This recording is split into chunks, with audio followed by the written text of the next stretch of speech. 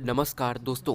3 जनवरी सन 2026 Venezuela की राजधानी केक्रस में अमेरिका डेल्टा फोर्स रात के लगभग 2 बजे वहां पहुंच। यह एक ऑपरेशन के लिए यहां पर आए और इस ऑपरेशन का नाम ऑपरेशन एब्सोल्यूट रिजॉल्व। अगले ही 3 मिनट में वेनेजुला के प्रेसिडेंट सहित उनके पत्नी को गिरफ्तार कर लिया जाता। इनका नाम था निकोलस मादुरो और इनके वाइफ का नाम था सिलिया फ्लोरस। आखिर ट्रंप ने वेनेजुला के प्रेसिडेंट सहित उनकी पत्नी को गिरफ्तार क्यों किया? आइए सारा मसला जानते हैं आज पहले कुछ दिनों में हमने वेनेजुला में वो देखते हुए देखा है जो हमने हिस्ट्री की किताबों में पढ़ा है। इंपीरियल पावर जैसे कि इंग्लैंड, फ्रांस, स्पेन, यह सब दूसरे देशों पर कब्जा कर लेते हैं। उन्हें सुधारने के लिए जो काम ईस्ट इंडिया कंपनी किया करती थी उस जमाने में, वही काम आज अमेरिका कर रहा है।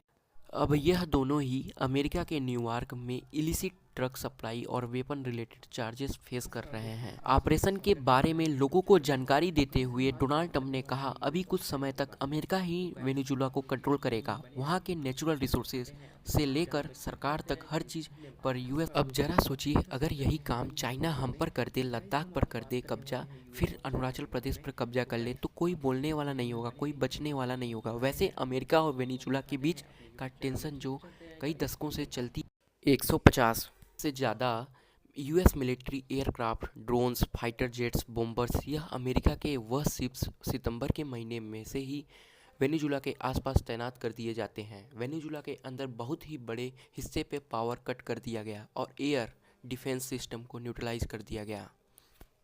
रात के 2 बजे तक अमेरिका फोर्स उसके कंपाउंड तक पहुंच गई थी। उसके बाद वेनेजुएलियन गार्ड्स ने फायर करना शुरू किया। एक हेलीकॉप्टर भी हिट होता है और कुछ अमेरिकी सोल्जर्स घायल भी होते हैं, लेकिन ऑपरेशन को चालू रखा जाता है। It's a long walk to face the wrath of American justice for Nicolas Maduro and his wife Celia. Dressed in matching tan prison uniforms, they're led in handcuffs from a chopper, headed to their first court appearance, surrounded by heavily armed federal agents.